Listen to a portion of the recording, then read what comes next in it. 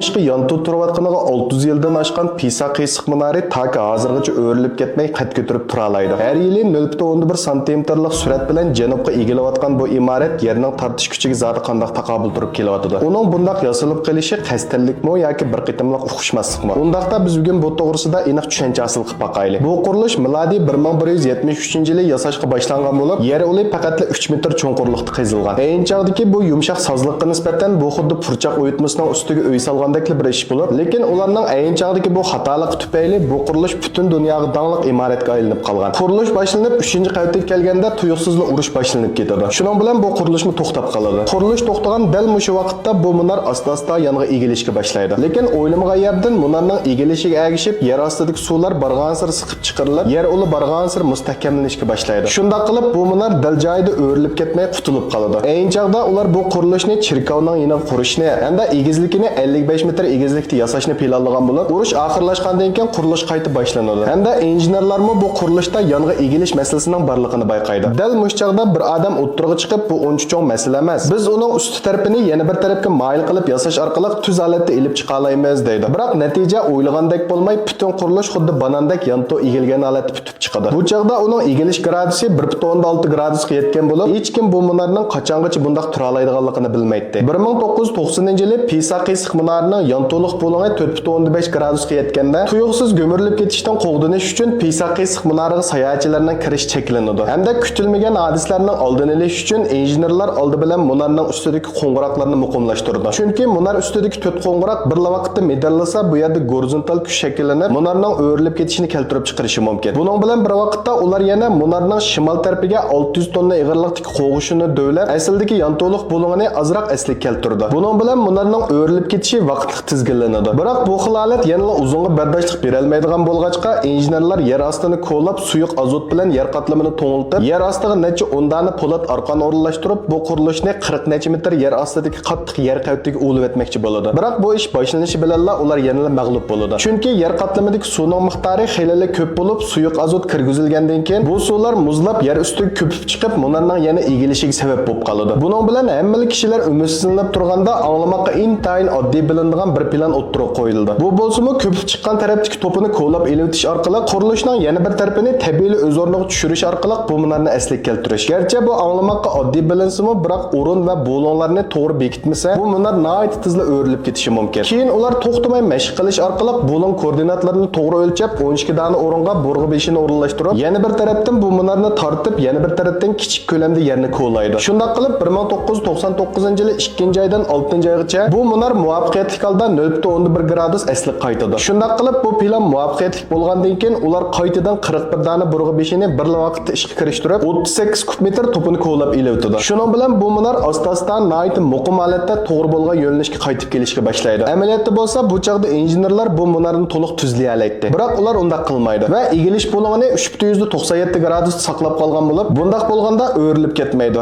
Bexatar bo'lib qolmay, butun dunyodagi sayohatchilar bu yerga kelib bu qiyshiq munarni ko'radi. Demisimi buni tubtiz holatga akab qo'ysa, yana shuncha ko'p sayohatchilar bu yerga kelamdi. 2001-yilga kelganda bu munar qaytadan butun sayohatchilarga ichitilgan bo'lib, biroq 2001-yildan 2018-yilga kelguncha bu munar o'zligidan 4 sm atrofida tuzilib qolgan. Aloqador organlarmi buning yanto'ligiga diqqat qilib, bexatarlikka kapolat qilganligini aytgan. Agar bu munar bir qancha metr egiz bo'lgan bo'lsa, allburun o'rilib tushgan bo'ladi. Bir qancha metr tuvarak bo'lgan bo'lsa, ozroq egilib to'xtab qolgan bo'ladi. Hozir bo'lsa bu munar eng halqaliq nuqtada bo'lib, yoki o'rilmaydi va yoki joyida qimirlamay turmaydi. Shunda qilib bu qadimiy munar bu joyda 600 yilda ortiq turib, dunyodagi eng dangliq qurilish hodisasi bo'lib saqlanib kelmoqda. Amsa yurak berib meni qo'shib bilan oxirida inkas rayini ko'rishaylik.